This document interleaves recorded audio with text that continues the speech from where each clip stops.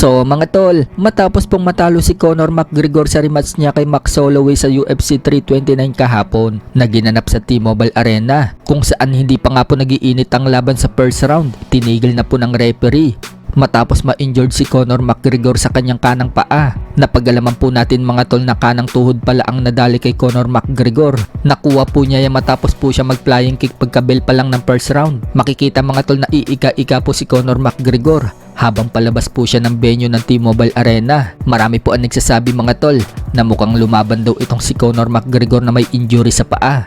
Lalo pat nakita na bago siya sumampa sa ring na outbalance pa ito noong magtanggal siya ng sapatos. Pero paglilinaw po ni Conor McGregor mga tol, sumampa daw sa ring na kondisyon, ready at sharp.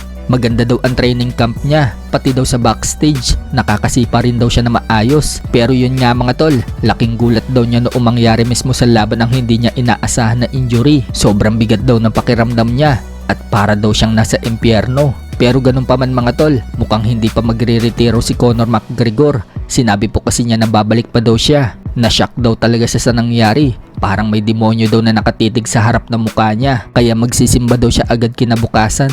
Handa namang lumaban muli si Max Holloway ng trilogy kay Conor McGregor. Mukhang hindi rin po kasi masaya si Holloway sa pagkapanalo niya. Hindi po kasi yan yung ina-expect niyang laban.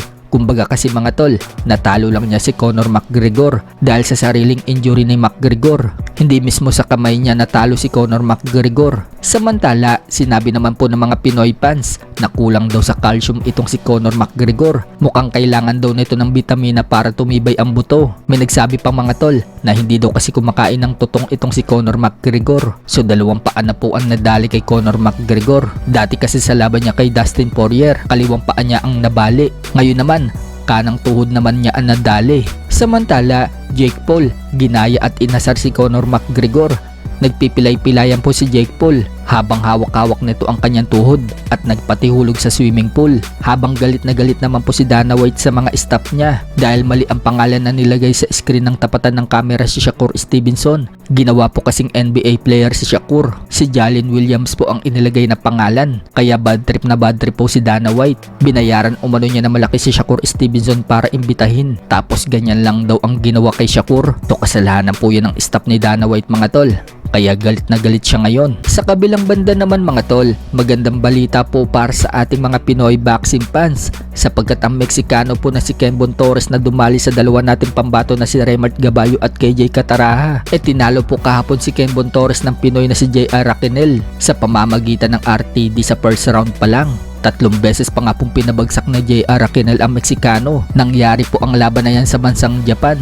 Napagiganti na po ni Raquenel mga tol sina KJ Cataraha at Raymart Gaballo. Sa iba pang balita mga tol, former 3 Division World Champion General Casimero, sinabi niya sa nakaraang post niya, abangan daw natin ang update. Nasundan naman po yan ang sabihin ng isa sa katim ni Casimero na may good news daw kay Casimero. May niluluto daw na laban pero ayaw pa daw i-announce. So yan ang aabangan natin mga tol. Mukhang may niluluto na big fight kay Casimero.